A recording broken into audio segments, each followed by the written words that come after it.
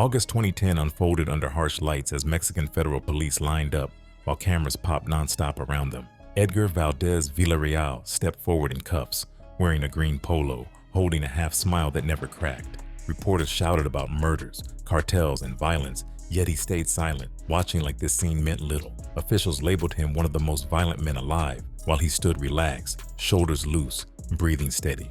That calm looked rehearsed, shaped long before this arrest, starting somewhere far from Mexico entirely. Laredo, Texas, during the 1970s and 80s, moved slowly, built around border work, church routines, and steady family patterns. Edgar Valdez Villarreal was born there on August 11, 1973, inside a household that appeared disciplined and unstable. His parents worked consistently, maintained legitimate businesses, and expected obedience, structure, and respect inside their home. Sundays meant Catholic Mass, pressed clothes, and reminders about honesty that framed his early understanding of order. Inside that house, Edgar grew up as the only son surrounded by multiple sisters who watched him closely. That position brought attention early, shaping confidence and comfort being noticed within family and social spaces.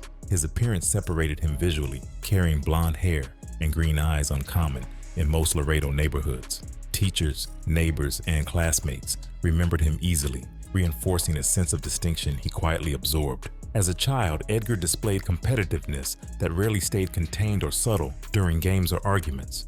Winning mattered deeply, losing frustrated him quickly, and attention felt rewarding rather than uncomfortable. Friends later described him as confident, loud when necessary, and drawn towards situations where energy ran high.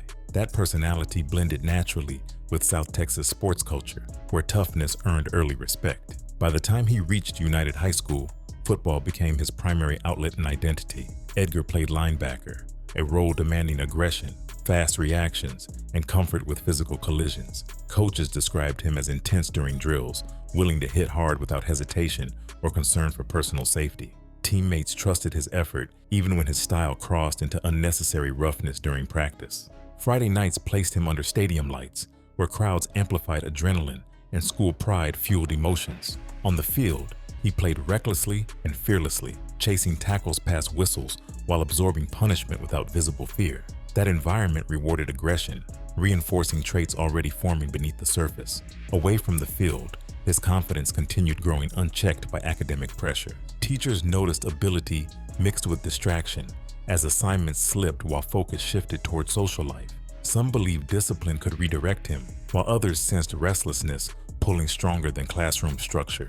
Edgar rarely appeared afraid of consequences, showing more interest in immediate rewards than distant outcomes. That mindset quietly set the foundation for later decisions. The nickname that followed him started casually through jokes about his appearance among teammates and staff.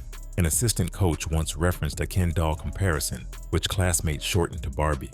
At first it sounded harmless, almost playful, lacking any edge or threat. Edgar tolerated it publicly, though people later said the name bothered him privately. Beyond school, Laredo's border reality remained visible everywhere through daily movement and unspoken opportunity. Trucks crossed bridges constantly, Spanish blended with English, and money traveled through routes everyone sensed. Young people noticed who dressed better, drove nicer cars, and carried quiet authority.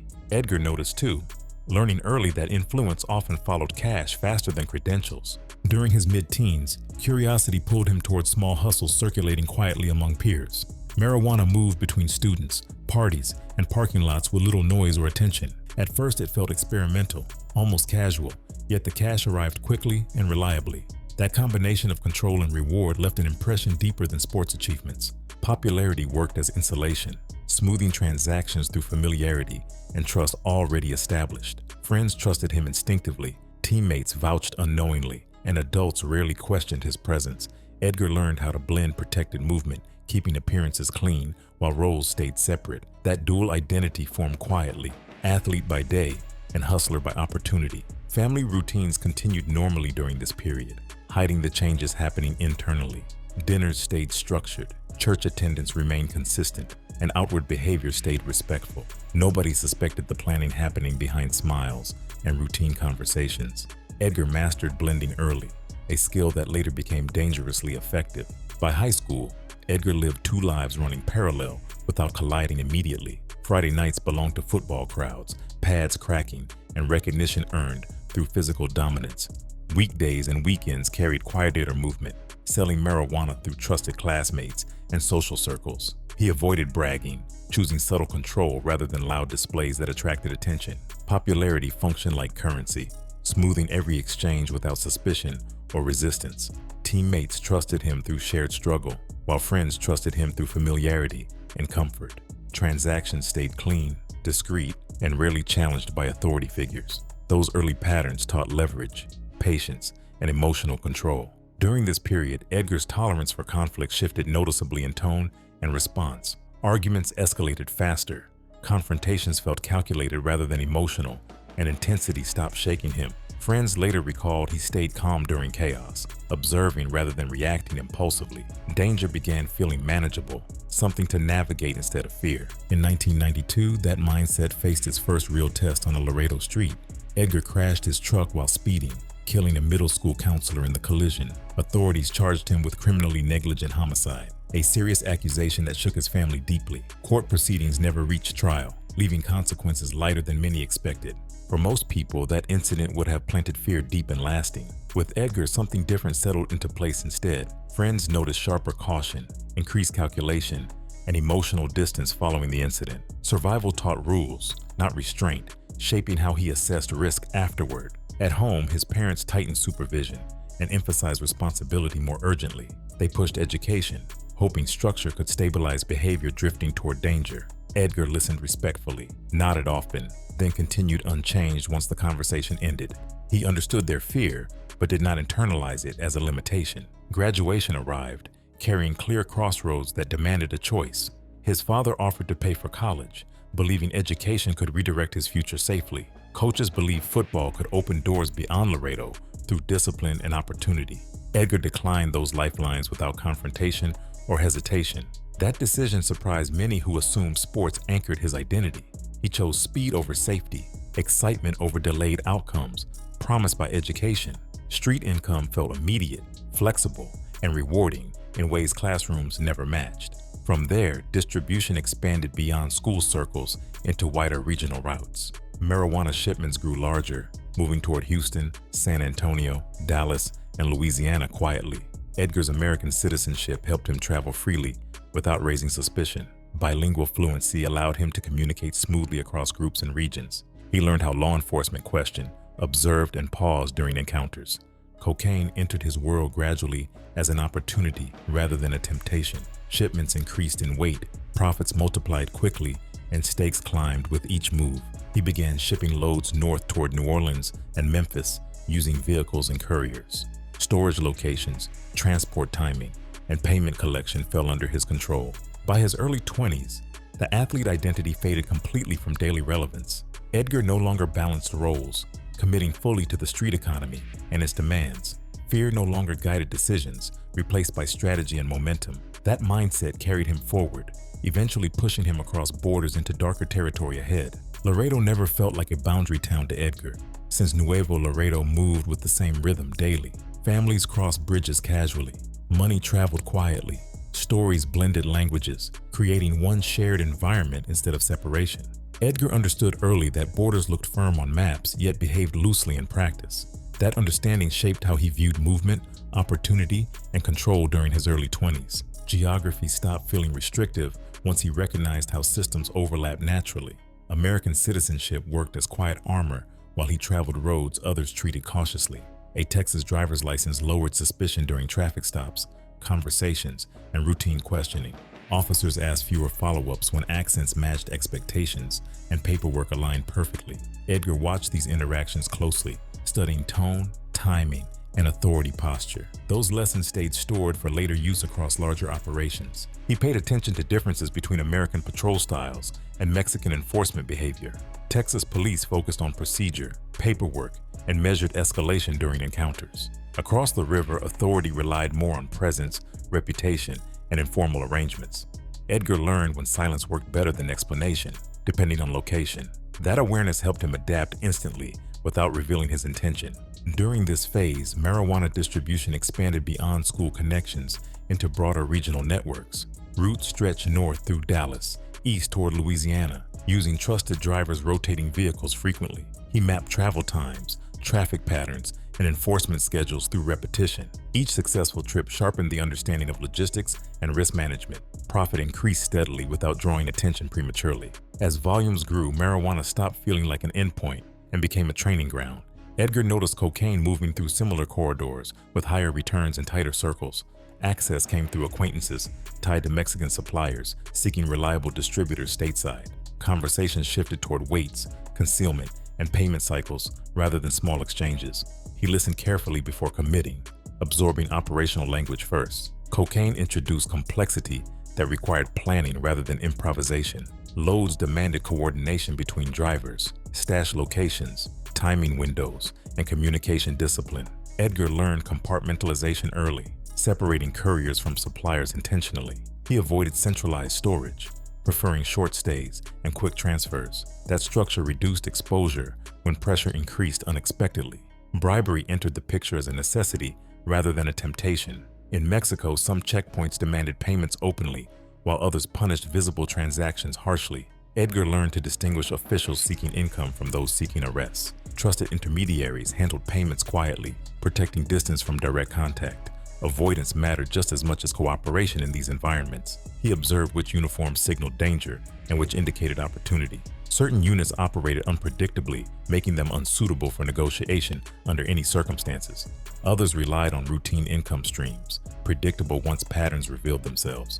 Edgar memorized faces, vehicles, and behaviors through repeated exposure. That knowledge created safer corridors through unstable territory. Meanwhile, pressure started building north of the river through quiet legal movement. Texas investigators connected transactions, noticing patterns tied to specific vehicles and names. Subpoenas circulated, surveillance intensified, and conversations felt heavier during meetings. Edgar sensed momentum shifting before formal charges appeared publicly. Instinct told him time shortened rapidly. An indictment eventually surfaced in Texas, tied to trafficking activities he controlled. Legal risk changed overnight from manageable to dangerous. Remaining north meant exposure to arrest without leverage or warning. Edgar evaluated options quickly, calculating survival rather than reputation. The answer pointed south with clarity. Crossing the river no longer felt symbolic or emotional at that stage. He moved into Nuevo Laredo deliberately, carrying knowledge, contacts, and purpose. That transition happened without panic, guided by preparation rather than desperation. Edgar did not arrive seeking refuge or anonymity. He arrived ready to operate. Nuevo Laredo welcomed him differently than typical newcomers experienced. Local crews recognized the utility immediately through his bilingual ability and border knowledge. He entered circles where introductions mattered more than history. Credibility is formed through performance rather than background stories. Edgar adapted fast, understanding expectations clearly. From that point, the river stopped representing escape entirely. It became a tool connecting systems he now understood deeply. Edgar moved between worlds with confidence earned through observation and calculated risk. The line separating countries blurred into an operational zone under his control. That shift marked the beginning of something far more dangerous ahead. Nuevo Laredo, in the late 1990s, did not operate like a city, functioning instead as a pressure chamber. Violence shaped daily movement, since gunfire, disappearances, and sudden roadblocks dictated how people traveled. Edgar entered that environment already alert, having studied border behavior long before stepping fully inside it. The streets carried rules enforced without courts, warnings delivered without paperwork, and consequences applied immediately. Survival depended on reading moods, alliances, and silence correctly. That atmosphere reshaped how Edgar understood power almost instantly. Kidnapping stood at the center of that landscape, treated as routine commerce rather than shocking crime. People vanished daily, sometimes returned bruised, sometimes never resurfaced again. Crews specialized in snatching targets, negotiating ransoms, and delivering punishment when money stalled. Edgar learned quickly that kidnapping created leverage faster than drugs alone ever could. Control over people produced fear, and fear produced obedience. That lesson stayed with him permanently. Through local connections, Edgar linked up with enforcement crews working protection and intimidation roles. These groups handled collections, retaliation, and security for trafficking organizations moving through the city. Membership required loyalty, silence, and willingness to act without hesitation.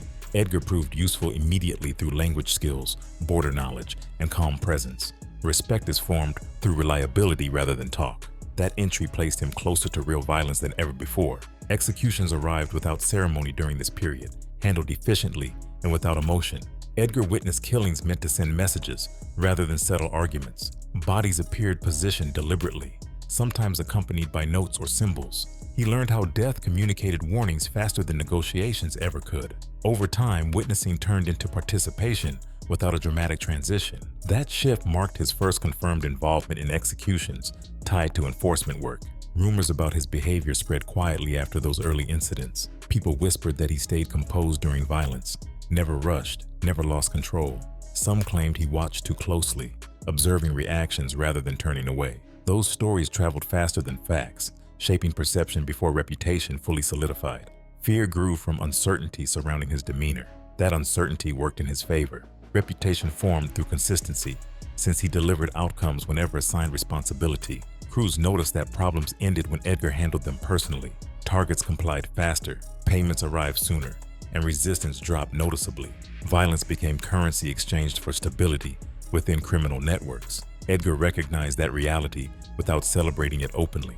Power emerged through reliability rather than chaos. Through enforcement work, alliances developed naturally with figures operating above street level. Traffickers valued individuals who maintained order without drawing attention. Edgar gained access to conversations involving routes, suppliers, and territorial boundaries. Exposure expanded his understanding beyond single tasks toward organizational dynamics. He listened more than he spoke during these interactions. That patience earned trust gradually.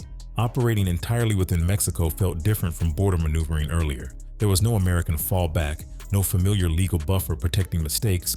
Authority operated locally, shaped by influence rather than procedure. Edgar adapted by aligning behavior with expectations rather than rules. He learned when to disappear temporarily and when to assert presence. That flexibility increased his effectiveness. Money flowed differently inside this system, arriving unevenly but in larger amounts. Payments often followed violence rather than transactions, reinforcing the connection between fear and income. Edgar noticed how enforcement roles commanded respect without requiring visible wealth. Influence mattered more than appearance at that stage. That realization adjusted his priorities significantly. For the first time, Edgar felt powerful outside American structures that once defined his limits. No school records, court calendars, or familiar oversight restrained movement. Decisions carried immediate impact, altering outcomes for entire crews. That sensation fueled confidence grounded in control rather than ego. Mexico did not intimidate him, it unlocked him. As months passed, his role expanded through consistent performance. Tasks grew more complex, involving coordination between groups rather than simple enforcement. Edgar became a bridge between operations, trusted for discretion and followed through. People sought his involvement to ensure stability. That demand strengthened his position further. Violence stopped feeling extraordinary, blending into daily routine like traffic patterns. Edgar adjusted emotionally, treating force as a tool rather than a reaction. He measured impact carefully, applying pressure only where effective. That restraint separated him from reckless operators around him. Reputation followed restraint paired with certainty. By the end of the decade, Edgar no longer resembled the Laredo athlete he once was. Mexico reshaped his instincts, values, and understanding of authority completely. He moved confidently within violent systems that rewarded clarity over morality. Fear worked, order followed, and money arrived. That equation anchored his rise going forward. The shift from border hustler to enforcement figure happened quietly but permanently. Edgar crossed an internal line that did not allow reversal afterward. Mexico did not simply change his environment, it redefined his identity entirely. From that point, violence and power intertwined seamlessly in his path. The consequences of that transformation were only beginning to unfold. Contact with the Beltran-Leyva circle did not happen through introductions or flashy meetings, but through observation over time. Edgar's name surfaced quietly during conversations about enforcement reliability and border fluency. Arturo Beltran-Leyva paid attention to patterns, not hype, watching who delivered stability during tense situations. Reports described Edgar as calm under pressure, precise with movement, and disciplined with information flow. That profile matched Arturo's need for operators rather than loud soldiers chasing attention. Arturo noticed Edgar for reasons deeper than violence alone, since many men could pull triggers without thinking. Edgar spoke English naturally, Spanish fluently, switching tone depending on the audience effortlessly. That skill allowed communication across suppliers, transporters, and corrupted officials without friction. Few people moved comfortably inside American conversations while commanding respect among Mexican crews. That dual access placed Edgar in a category Arturo valued heavily. Trust did not arrive through promises or flattery, but through outcomes measured quietly over time. Arturo assigned small responsibilities first, testing reliability under limited exposure. Edgar handled logistics cleanly, resolved disputes quickly, and avoided unnecessary noise. Each completed task expanded responsibility gradually without a formal promotion. Confidence formed from consistency rather than ceremony. As trust deepened, Arturo invited Edgar into higher-level planning spaces. Meetings focused on routes, supply timing, and enforcement responses across territories. Edgar listened carefully, speaking only when clarity added value. His suggestions showed awareness of American law enforcement behavior without overconfidence. That balance impressed leaders accustomed to reckless bravado. Movement followed naturally once Arturo saw broader utility. Edgar relocated between Acapulco and Mexico City as operations demanded coordination. Acapulco functioned as a gateway for maritime shipments arriving from South America. Mexico City operated as a command center where money, protection, and influence intersected. Edgar adjusted quickly, understanding each city's function within the organization. Cocaine logistics at scale introduced complexity requiring disciplined oversight rather than improvisation. Shipments involved boats, planes, trucks, and secure storage, rotating constantly. Edgar learned scheduling, load division, and contingency planning under Arturo's supervision. Mistakes cost millions and attracted attention instantly, so precision mattered more than speed within those systems. Bribery expanded from tactical payments into structured budgets managed deliberately. Edgar observed how money flowed toward military units, federal police, and local commanders. Payments followed calendars, promotions, and operational cycles rather than emergencies. Understanding those rhythms reduced surprises and enforcement interference. Edgar internalized those lessons quickly. He learned which uniforms signaled cooperation and which meant danger. Some officers preferred silence, others demanded routine compensation. Edgar maintained distance through intermediaries, protecting separation from direct contact. That insulation preserved flexibility during sudden changes. Relationships remained transactional rather than personal, limiting vulnerability. During this phase, Edgar shifted from a hustler mentality toward organizational thinking. He stopped focusing on individual movements, concentrating instead on system efficiency. Crews rotated, routes adjusted, and responsibilities compartmentalized under his supervision. That structure reduced exposure while increasing throughput. Arturo noticed the transformation immediately.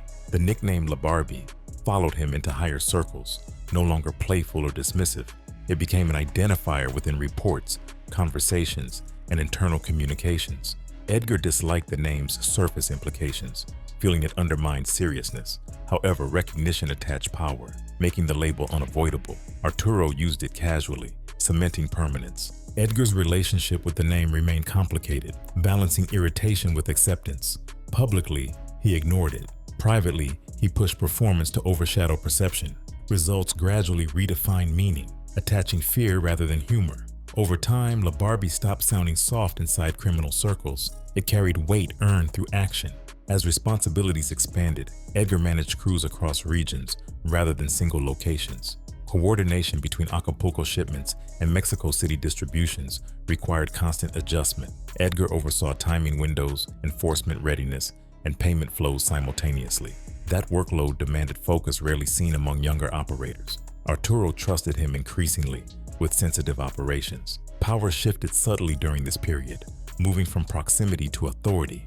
Edgar no longer waited for instructions, anticipating needs through pattern recognition. He intervened before problems escalated, maintaining order proactively. That initiative strengthened Arturo's confidence in his judgment.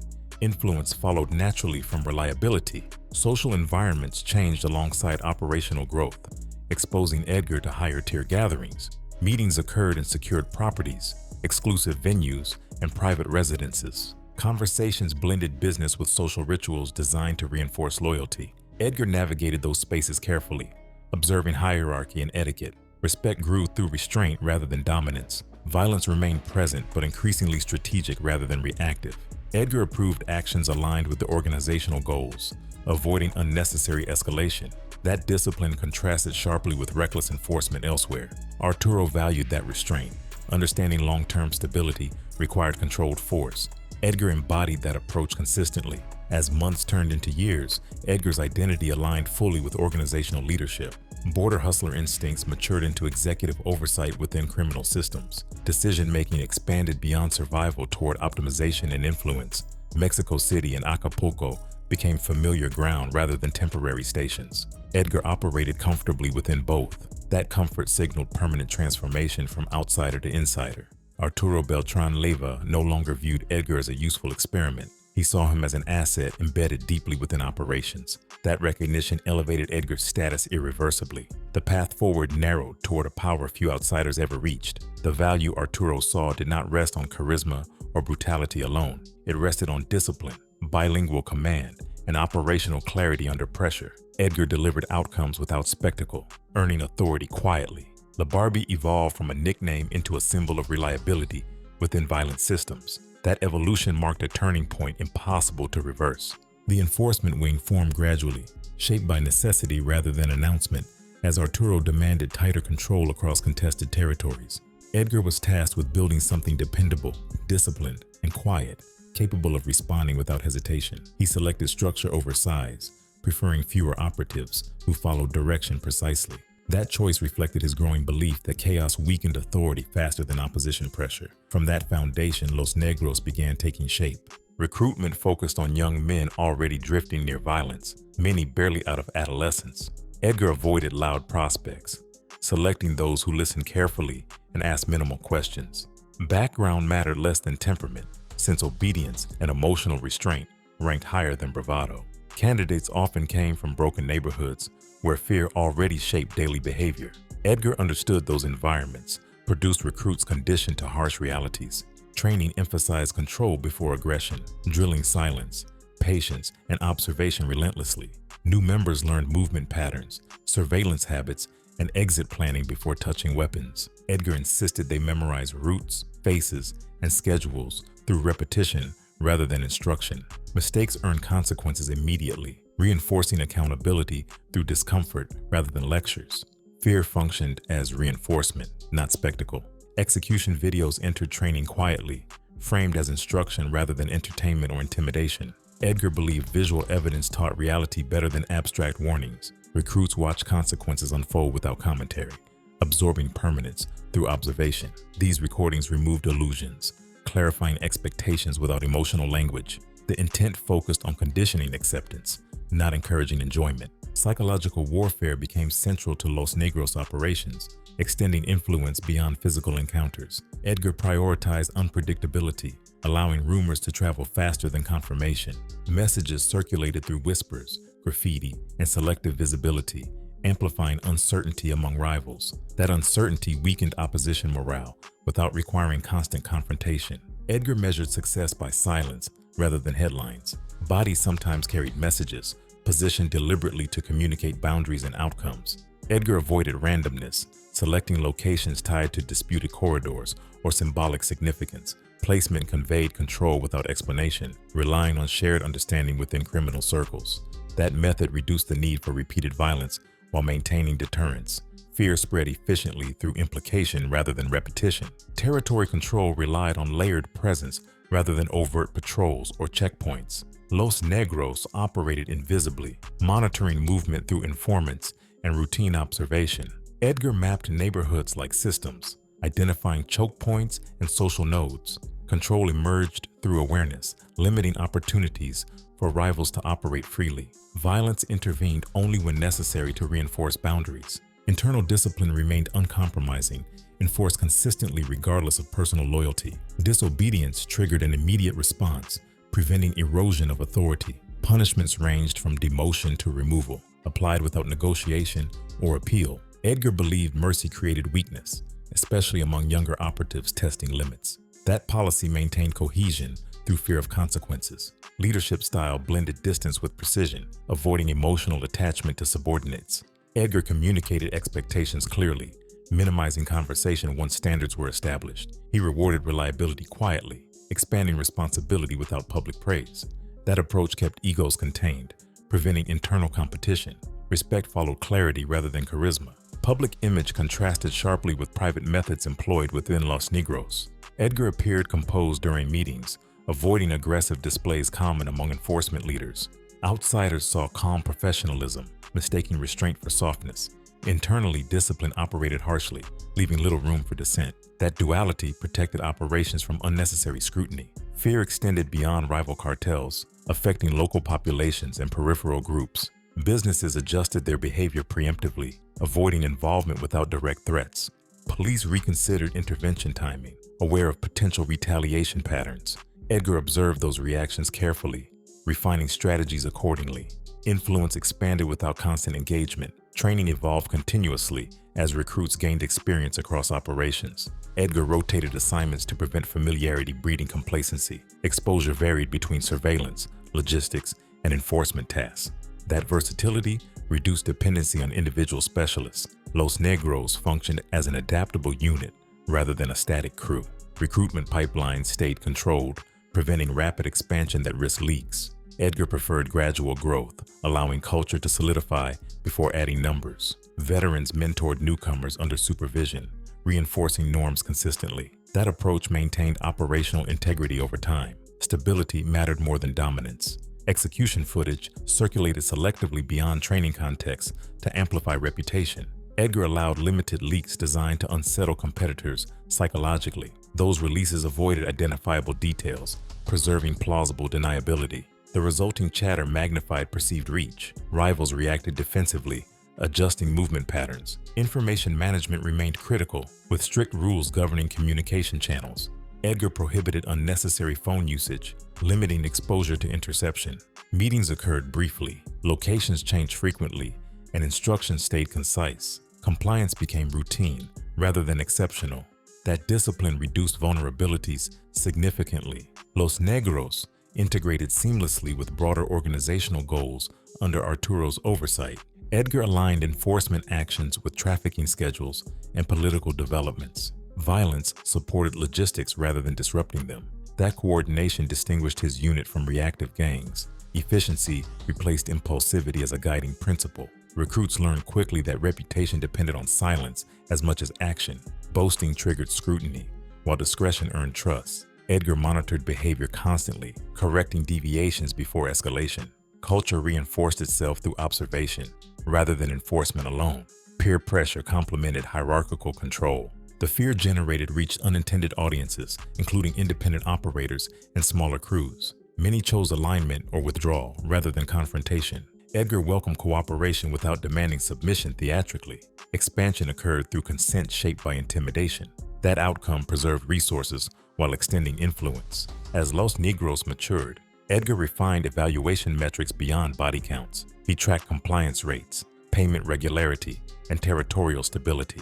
Success is measured through reduced friction rather than visible dominance. That analytical approach reflected his evolution from street enforcer to strategist. Results justified methods internally. Public narratives lagged behind reality, underestimating organizational sophistication. Authorities focused on visible violence, missing quieter consolidation. Edgar exploited that gap, maintaining a lower profile during expansion phases. Misinterpretation worked to his advantage. Power consolidated without triggering immediate counteraction. Internal loyalty remained conditional, based on performance rather than sentiment. Edgar discouraged personal bonds that compromised judgment. Relationships stayed professional, limiting leverage through emotional ties. That detachment insulated leadership from manipulation. Authority stayed intact under stress. Fear continued spreading organically as stories circulated without confirmation. Edgar refrained from correcting myths, allowing exaggeration to flourish. Uncertainty amplified deterrence more effectively than factual clarity. Rivals hesitated, unsure of capabilities or intentions. That hesitation preserved control. By this stage, Los Negros represented more than an enforcement wing, functioning as an instrument of governance. Edgar directed outcomes across territories without constant presence. His leadership style shaped a culture enduring beyond individual actions. Influence operated through structure rather than personality. The unit reflected his philosophy entirely.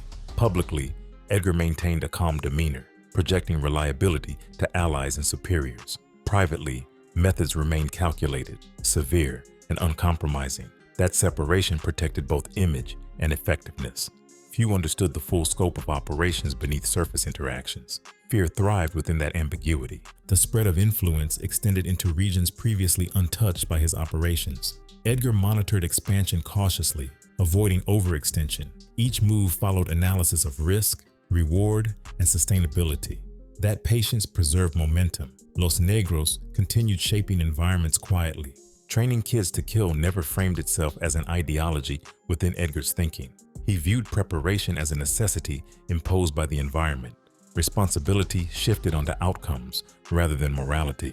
That mindset allowed continued operation without hesitation. Consequences followed naturally within those systems. As Los Negros solidified its presence, Edgar's authority became unquestioned internally. Orders executed promptly.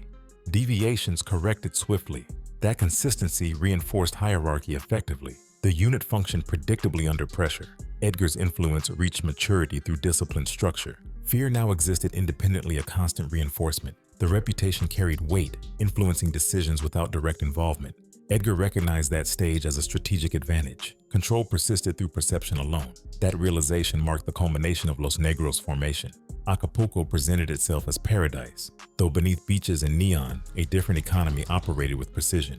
Mansions overlooking the bay hosted gatherings that blended leisure with decision-making, masking strategy behind laughter. Edgar moved comfortably through those spaces, understanding presentation mattered as much as protection. Invitations arrived through trusted channels, never advertised, always timed around shipment cycles. The city functioned like a stage where money rehearsed its power. Private events filled calendars, rotating locations to reduce predictability while maintaining exclusivity. Homes featured controlled entrances, layered security, and staff vetted through intermediaries. Edgar observed how architecture supported secrecy, with terraces doubling as lookout points. Conversations shifted seamlessly from music to roots without drawing attention. Pleasure became a backdrop for planning rather than a distraction. Clubs participated quietly, closing sections or entire venues for private hours when requested. Managers complied without discussion, compensated generously for discretion and inconvenience. Edgar recognized how nightlife infrastructure supported operations by providing neutral meeting grounds. Music drowned out specifics, while movement stayed concealed. Acapulco nightlife transformed into operational cover. Restaurants shut down on short notice, sometimes mid-service, clearing spaces for controlled gatherings. Tables reconfigured quickly, staff replaced temporarily, doors guarded by familiar faces. Edgar watched how authority manifested through compliance rather than confrontation. The ease of shutdowns reinforced perceived dominance across the city. Hospitality bent willingly under financial pressure. Cash distribution followed ritualized patterns during these meetings, reinforcing hierarchy and loyalty. Envelopes passed discreetly, contents calibrated to roles and recent performance. Vehicles changed hands quietly, keys transferred without ceremony or paperwork. Watches signaled appreciation, timepieces marking status rather than function. These gestures bound participants through obligation. Pleasure merged with planning fluidly, avoiding rigid agendas that attracted suspicion. Edgar preferred informal pacing, allowing decisions to surface organically. Conversations circled topics indirectly, testing reactions before commitments. That approach reduced recorded evidence while building consensus. Strategy evolved through dialogue rather than directives. Narco-corridos played softly in the background spaces, reinforcing myth and identity simultaneously. Lyrics celebrated resilience, dominance, and survival, shaping self-perception subtly. Edgar listened without comment, understanding music amplified confidence without explicit instruction. Ego reinforcement operated collectively, strengthening the shared narrative. Soundtracks supported morale more than speeches. Polo shirts emerged as an informal uniform within these circles, projecting casual confidence. Edgar favored simplicity, understanding that understated attire conveyed control. Others followed naturally, adopting similar styles without instruction. Clothing choices signaled belonging while avoiding flamboyance. Symbols spread through imitation rather than mandate. Living openly became feasible as influence expanded across the enforcement and hospitality sectors. Edgar moved publicly without heavy disguise, trusting layered protection systems. Security blended into the surroundings, appearing as staff or guests. That openness reinforced the untouchable perception among observers. Visibility became strategic rather than risky. Feeling untouchable developed gradually, shaped by repeated success without consequence. Edgar noticed how obstacles dissolved through preparation and resources. Law enforcement presence adjusted behavior subtly, avoiding direct confrontation. Each uninterrupted event reinforced confidence, That momentum fed belief in permanence. Celebrations often preceded operational shifts, marking completions or expansions quietly. Edgar tracked patterns where violence increased following gatherings. Rivals interpreted festivities as signals of consolidation or movement. Responses escalated accordingly, sparking retaliation cycles. Parties inadvertently announced progress. Locals noticed correlations between lavish nights and sudden instability. Residents adjusted their routines, anticipating disruptions after high-profile events. Businesses closed earlier, traffic thinned, and conversations quieted. Edgar monitored community reactions through intermediaries. Public behavior provided feedback on perceived threat levels. Mansions functioned as command nodes during extended gatherings, hosting rotating participants. Edgar moved between rooms, listening more than speaking. Observations informed subsequent adjustments to routes and security. That situational awareness improved outcomes consistently. Social settings doubled as intelligence platforms. Cash flowed outward during these events, stimulating local economies temporarily. Service workers received generous tips, and contractors secured short-term projects. That influx generated goodwill alongside dependence. Edgar recognized how money softened resistance. Financial reach extended influence quietly. Despite surface glamour, planning remained meticulous beneath distractions. Edgar maintained mental checklists, tracking personnel movements and vulnerabilities. Pleasure never overrode vigilance, remaining secondary to objectives. That discipline preserved operational integrity. Illusions masked intent without dulling focus. Ego reinforcement extended beyond music into storytelling and shared memories. Participants recounted successes selectively, shaping collective confidence. Edgar allowed narratives to grow, understanding that myth strengthened unity. Controlled exaggeration amplified deterrence externally. Stories traveled faster than facts. Clothing symbols spread beyond immediate circles into wider community spaces. Youths adopted similar styles, signaling aspiration and alignment. Edgar observed trends without encouraging them openly. Cultural influence expanded without formal branding. Symbols reinforced dominance indirectly. Open living carried risks managed through layered contingencies. Edgar maintained exit routes in alternate locations despite confidence. Preparedness tempered arrogance, preserving flexibility. He avoided routines that invited targeting. That balance sustained longevity. Violent spikes after celebrations followed predictable rhythms. Edgar adjusted schedules accordingly, reducing exposure during volatile windows. Crews increased readiness while minimizing visibility. Anticipation mitigated the impact without preventing escalation entirely. Strategy accounted for human reaction. Locals adapted their behaviors around known gathering periods. Taxi drivers avoided certain areas. Vendors closed early, and families stayed indoors. Edgar interpreted these shifts as indicators of influence. Community response validated reach beyond criminal circles. Fear registered through silence. Clubs and restaurants became extensions of the operational landscape. Edgar evaluated venues based on discretion and compliance history. Loyalty earned repeat use, while breaches resulted in exclusion. That selection refined network reliability. Hospitality is integrated into the control framework. Cash, cars, and watches functioned as language within this ecosystem. Edgar spoke fluently through distribution rather than conversation. Recipients understood expectations tied to gifts. Obligation replaced negotiation. Material symbols enforced alignment. Mixing pleasure with planning reduced cognitive strain among participants. Decisions felt less formal, encouraging candid discussion. Edgar leveraged relaxed environments to surface concerns early. Informality fostered honesty without commitment pressure. Outcomes improved through comfort. Narco corridos reinforced identity during uncertain periods, anchoring morale. Edgar recognized their role in sustaining cohesion. He neither endorsed nor discouraged publicly. Music filled the silence where orders were unnecessary. Culture carried weight quietly. Feeling untouchable never eliminated caution completely. Edgar distinguished confidence from recklessness deliberately. He observed peers fall after mistaking momentum for immunity. Lessons absorbed through observation informed restraint. Survival required humility beneath dominance. Violence after celebrations often targeted symbolic figures or locations. Edgar tracked messaging intent behind attacks. Responses were calibrated to avoid unnecessary escalation, while control was regained through selective action and stability was restored gradually. Locals shared stories quietly, mapping risk through observation. Edgar benefited from informal intelligence flowing through service networks. Feedback loops informed timing adjustments. Community awareness shaped operational rhythm. Acapulco's illusion persisted through the contrast between beauty and brutality. Edgar navigated that duality comfortably. Understanding optics mattered. Glamour distracted outsiders, while insiders recognized patterns. Illusion protected operations effectively. Reality remained controlled beneath the surface. As wealth circulated, dependency increased among peripheral actors. Edgar leveraged that reliance subtly. Cooperation followed incentives rather than threats. Influence expanded without overt force. Money replaced bullets temporarily. Despite open living, Edgar maintained an inner distance from festivities. He participated selectively, avoiding excess.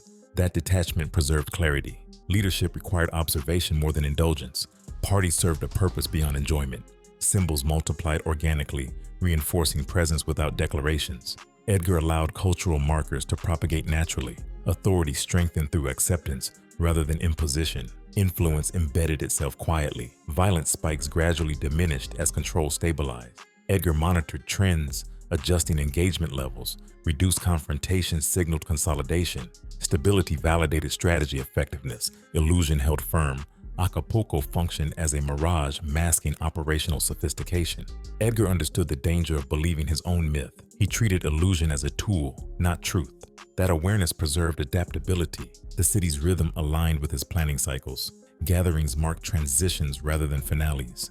Edgar measured success through continuity. Money, parties, and perception fused into an instrument of control. The illusion served its purpose fully. Arturo Beltran Leiva's death arrived violently in December 2009, collapsing years of balance maintained through fear and authority. Mexican Marines stormed his Cuernavaca hideout, ending his command during a fierce confrontation broadcast nationwide.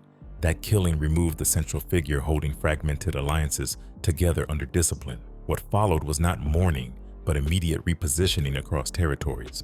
Everyone understood that power had suddenly become available. A vacuum formed instantly, pulling ambition toward the center like exposed gravity. Crews waited briefly, measuring reactions before choosing sides or preparing independent moves. Edgar recognized the danger of hesitation during moments like this. Authority without a single leader fractured into competing claims.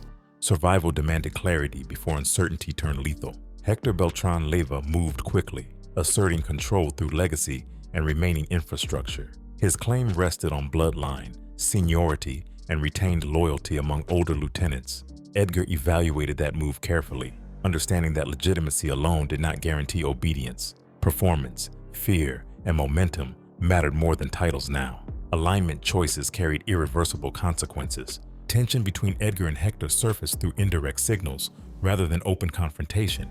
Orders conflicted, payments stalled, and enforcement priorities diverged across regions. Edgar noticed how communication narrowed and information stopped flowing freely. That silence confirmed fractures widening beneath surface politeness. Trust eroded quietly before collapsing publicly. Violence escalated rapidly once ambiguity reached the breaking point. Bodies appeared hanging from bridges, positioned deliberately to broadcast warnings. Decapitated corpses surfaced along highways with messages attached. These acts communicated ownership claims rather than personal vendettas. Territory announced itself through terror rather than negotiation. Acapulco absorbed the shock intensely, transforming from an illusionary haven into a contested battleground. Gunfire punctured nights previously filled with music and traffic. Businesses shuttered unpredictably, residents avoided familiar routes, and fear reshaped daily behavior. Edgar monitored the city's pulse closely. Acapulco's stability mattered deeply to his future position. The brutality signaled escalation beyond controlled enforcement into open warfare. Edgar recognized that traditional coordination had ended permanently. Aligning fully under Hector risked marginalization or elimination. Remaining neutral invited targeting from both sides. Independence emerged as a rational response to a collapsing hierarchy. The independent cartel of Acapulco formed through that logic rather than ambition alone. Edgar consolidated loyal crews, logistics, and revenue streams into a separate structure. He declared operational independence quietly, without public announcement. Actions communicated separation more effectively than statements. Control followed behavior rather than branding. Stepping out alone required immediate demonstrations of capability. Edgar authorized targeted operations to secure strategic zones. These moves prioritized symbolism over body counts. Control points mattered more than territory size initially. Acapulco became a proving ground for his autonomy. Enemies multiplied quickly once separation became undeniable. Former allies reassessed relationships, many choosing opposition through necessity or fear. Smaller groups aligned opportunistically, hoping to gain leverage. Edgar tracked shifting loyalties carefully, anticipating betrayal. The map redrew itself constantly. Government pressure intensified simultaneously, complicating every move. Military patrols increased, federal police expanded checkpoints, and intelligence sharing accelerated. Edgar recognized that attention spiked following high-profile violence. Every decision carried dual consequences from rivals and authorities. Managing both fronts required restraint. Bodies continued appearing publicly, each incident raising the stakes further. Messages grew more explicit, naming factions and issuing ultimatums. Edgar understood escalation invited retaliation cycles difficult to contain. However, withdrawal signaled weakness equally dangerous. Balance required precise calibration under extreme pressure. Hector's faction pushed aggressively, aiming to reclaim Acapulco's influence. Edgar countered selectively, avoiding total confrontation while defending core assets. That approach frustrated opponents expecting reckless escalation. Patience functioned as a strategy rather than hesitation. Survival depended on endurance. Public perception shifted as violence became unavoidable. Media coverage amplified fear, labeling Acapulco among the most dangerous cities. Edgar observed narratives forming beyond his control. Reputation expanded internationally, drawing unwanted scrutiny. Managing image became secondary to operational survival. Internal discipline tightened within Edgar's organization during this period. He enforced stricter protocols, limiting movement and communication. Paranoia increased, though justified by infiltration attempts. Edgar trusted fewer people, centralizing decision-making. Control narrowed, but strengthened. The independent cartel of Acapulco required legitimacy beyond violence. Edgar sought stability through predictable governance within controlled areas. Extortion structures standardized, enforcement regularized, disputes mediated internally. That order contrasted with chaos elsewhere. Locals noticed a difference despite ongoing fear. Enemies targeted symbols associated with Edgar's leadership, properties burned, associates abducted, messages circulated online. Edgar responded methodically, avoiding emotional retaliation. Calculated responses reinforced authority without inviting uncontrolled escalation. Discipline preserved organizational coherence. Government operations intensified, with raids and arrests across Guerrero State. Edgar adjusted tactics, reducing visible gatherings and shifting logistics. Safe houses rotated more frequently, and communication channels diversified. Survival required adaptation faster than opponents. Pressure refined his operational thinking further. Violence created feedback loops affecting alliances constantly. Groups shifted sides based on perceived momentum. Edgar exploited hesitation, offering protection selectively. Cooperation followed pragmatism rather than loyalty. Power consolidated through calculated inclusion. The war reshaped Edgar's worldview permanently. Cooperation had limits, alliances remained temporary, and authority demanded constant reinforcement. Arturo's death taught him the impermanence of centralized control. Independence carried risk, but offered clarity. Edgar chose clarity over submission. Acapulco's streets reflected transformation vividly through altered routines. Schools closed early, nightlife vanished, and silence replaced celebration. Edgar observed these changes with detachment. Control achieved through fear always carries collateral damage. That cost became unavoidable. Decapitations and bridge displays slowed as factions exhausted resources. Violence shifted toward targeted assassinations rather than spectacle. Edgar welcomed a reduction in public chaos, and stability aided survival amid scrutiny. But the war entered a new phase. The independent cartel of Acapulco survived the initial onslaught through discipline and calculation. Edgar's leadership solidified under pressure. Authority earned during the crisis outweighed earlier accomplishments. That legitimacy anchored his position moving forward. Enemies remained numerous, but clarity replaced confusion. Edgar operated within defined boundaries, defending autonomy aggressively. Government pressure persisted, forcing continual adjustment. War reshaped him into a solitary figure, navigating collapsing alliances. Arturo's death marked an irreversible turning point. The world Edgar inherited demanded independence or extinction. He chose independence, accepting consequences fully. That decision set the trajectory impossible to reverse. The war defined everything that followed. As the war settled into grinding attrition, intelligence began leaking through channels Edgar once considered secure and predictable. Conversations felt thinner, responses arrived slower, and details surfaced publicly before private confirmation. Those signals suggested unseen listeners tracking movement patterns beyond immediate rivals. Edgar adjusted his posture quietly, understanding leaks rarely announced themselves directly. Rumors of informants circulated first as whispers, then as cautious warnings passed through intermediaries. Names floated without proof. creating suspicion that poisoned trust inside previously reliable circles. Edgar treated every rumor as a potential weapon rather than the truth, assessing who benefited from its spread. Uncertainty alone weakened cohesion faster than verified betrayal. Stories emerged suggesting Edgar communicated selectively with opposing factions and authorities, trading information for temporary advantage.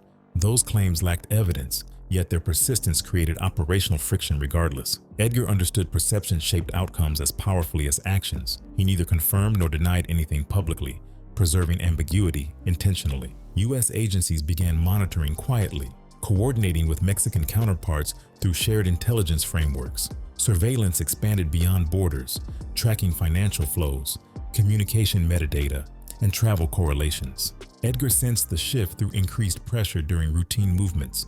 The system felt tighter without visible force applied. Internal betrayals followed pressure predictably, emerging where fear met opportunity. Some associates cooperated to reduce sentences. Others sought protection through information exchange. Edgar identified weak links through behavior changes rather than confessions. Distance replaced familiarity as a protective measure. Safe houses, once reliable, became liabilities as patterns emerged through repeated usage. Edgar rotated locations faster, limiting occupancy duration aggressively. He compartmentalized access, ensuring no single person knew the full network. Those adjustments slowed operations but preserved survivability temporarily. Each compromise forced reevaluation of trusted logistics, exposing vulnerabilities previously ignored. Edgar dismantled established routes, replacing them with improvised alternatives. Familiarity gave way to constant motion, increasing fatigue across crews. Pressure mounted steadily without a dramatic confrontation. The final days before capture unfolded with deceptive normalcy, masking imminent collapse beneath routine appearances. Edgar continued meetings, approvals, and oversight without visible panic. He maintained schedules outwardly unchanged, projecting confidence to allies and subordinates. That consistency prevented premature unraveling. Privately, Edgar sensed the end approaching through subtle cues accumulating rapidly. Contacts stopped answering calls, payments delayed unexpectedly, and surveillance presence felt closer. He recognized the pattern from observing others fall previously. Experience replaced denial with preparation. Despite awareness, Edgar moved as though time remained abundant, refusing to retreat into isolation. He traveled between locations cautiously, yet decisively, avoiding paralysis. Activity maintained relevance and control, delaying chaos within ranks. Stopping would signal weakness more dangerous than exposure. U.S. monitoring intensified through layered observation rather than direct engagement. Analysts mapped networks patiently, allowing associates to surface naturally. Edgar's movements provided data points rather than immediate targets. Patience defined the strategy on the opposing side. Internal communications narrowed further as paranoia reshaped interactions. Edgar limited discussions to essential topics, reducing exposure windows. Orders are transmitted through trusted couriers rather than electronic channels. Efficiency declined, yet security improved marginally. Rumors of cooperation intensified, spreading beyond criminal circles into media speculation. Edgar noticed journalists asking sharper questions during unrelated events. Information leaked selectively, shaping narratives ahead of enforcement actions. Control over the story diminished steadily. Safe houses fell one by one through coordinated raids and quiet seizures. Edgar responded by dissolving clusters rather than rebuilding immediately. Mobility replaced infrastructure as a survival strategy. Constant relocation strained resources and personnel alike. Associates disappeared abruptly, sometimes arrested, sometimes unreachable without explanation. Edgar tracked losses meticulously, adjusting responsibilities instantly. Each absence increased isolation at the top. Leadership grew lonelier as trust narrowed. Financial channels constricted as banks flagged transactions and couriers vanished. Edgar shifted toward cash reliance, complicating large-scale operations. Liquidity decreased while risk increased proportionally. Pressure compounded from multiple directions simultaneously. The sense of inevitability crystallized during routine movement when surveillance presence became undeniable. Edgar noticed repeated vehicles, familiar faces appearing too often, patterns aligned too cleanly to dismiss as a coincidence. Awareness sharpened instincts toward exit planning. Despite mounting danger, Edgar resisted drastic flight beyond established territory. He believed control required presence, even under threat. Withdrawal risked fragmentation beyond repair. He chose engagement over disappearance. Authorities coordinated timing carefully, waiting for optimal conditions rather than rushing capture.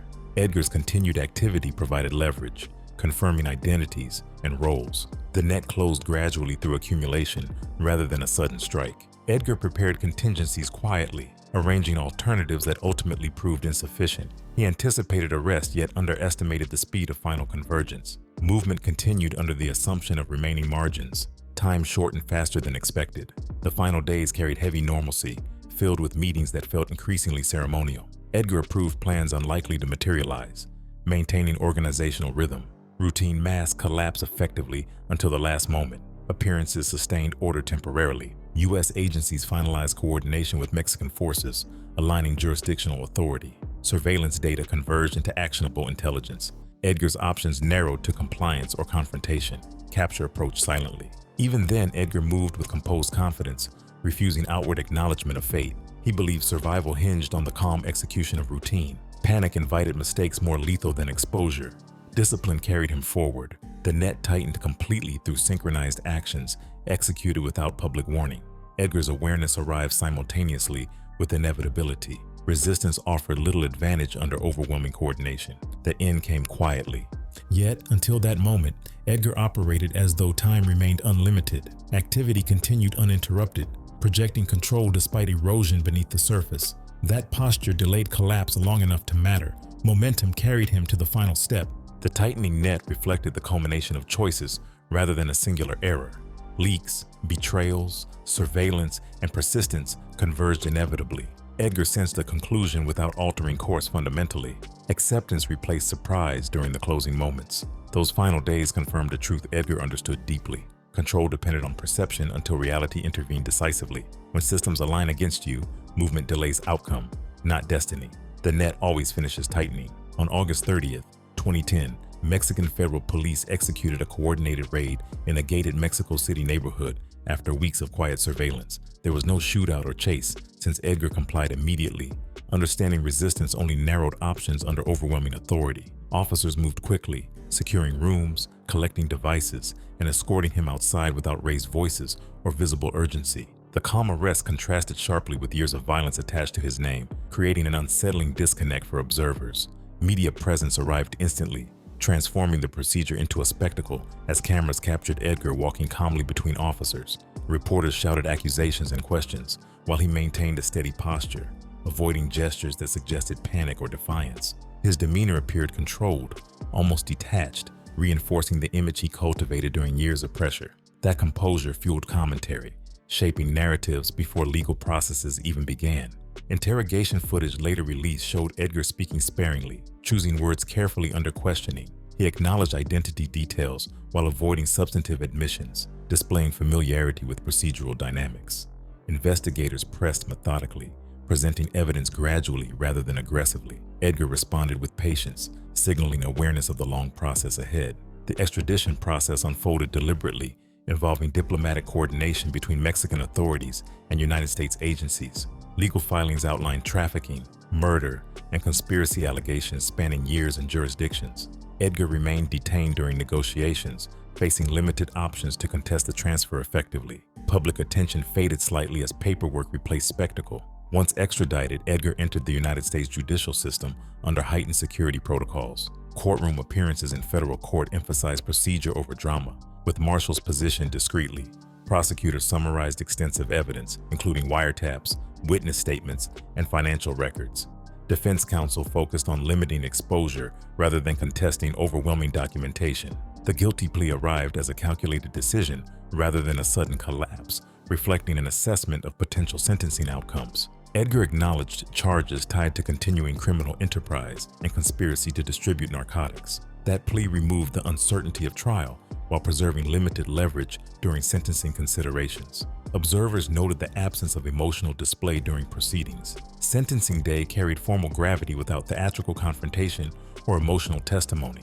The judge reviewed the case history, emphasizing the scale of harm and leadership role. Statements highlighted organized violence, corruption, and destabilization linked to Edgar's activities. The courtroom remained quiet as consequences crystallized officially.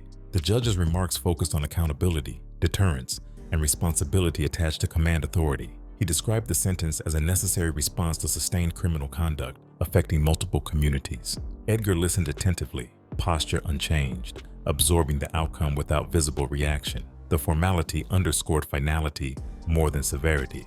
When offered the opportunity to speak, Edgar delivered brief remarks acknowledging proceedings without apology or justification.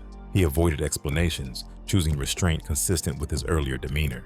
Those words marked the last public statement before removal from the courtroom. The long fall concluded not with chaos, but with measured closure under law. Life inside the United States federal prison system unfolded slowly for Edgar, structured by routines designed to erase individuality. Days followed strict schedules, movement stayed controlled, and communication remained limited under constant observation. Power disappeared completely, replaced by compliance within an environment indifferent to past reputation. That adjustment marked a profound shift from authority to anonymity. His sentence stretched across decades, measured not in years alone but in diminishing relevance. Appeals moved slowly, procedural deadlines replaced urgency, and public attention drifted elsewhere. Edgar aged within that system quietly, removed from networks that once defined him. Time became a punishment more effective than confinement alone. Rumors of cooperation surfaced periodically, fueled by speculation rather than verified documentation. Some claimed he provided information to secure protection or reduced exposure. Others dismissed those stories as myths born from his sudden silence. The truth remained obscured by sealed filings and restricted disclosures. At one point, Edgar's name vanished abruptly from publicly accessible inmate records, triggering immediate speculation. Searches returned nothing, prompting questions among journalists and former associates alike. Absence suggested administrative movement beyond ordinary transfers. That silence spoke louder than confirmation ever could. Mexican government officials offered restrained responses, avoiding public speculation while acknowledging unusual circumstances. Statements emphasized the lack of jurisdiction once extradition concluded. Behind closed doors, concerns circulated about precedent and information flow. Official distance masked underlying unease. Witness protection theories gained traction as analysts noted patterns resembling prior cases. Transfers without explanation, sealed motions, and record suppression fueled those assumptions. No agency confirmed involvement, maintaining deliberate ambiguity. Uncertainty became a permanent feature of his narrative. Victims connected to Edgar's violence remained without resolution, lacking testimony or acknowledgement. Families received no answers clarifying motives or circumstances behind losses. Closure never arrived through the courts or statements.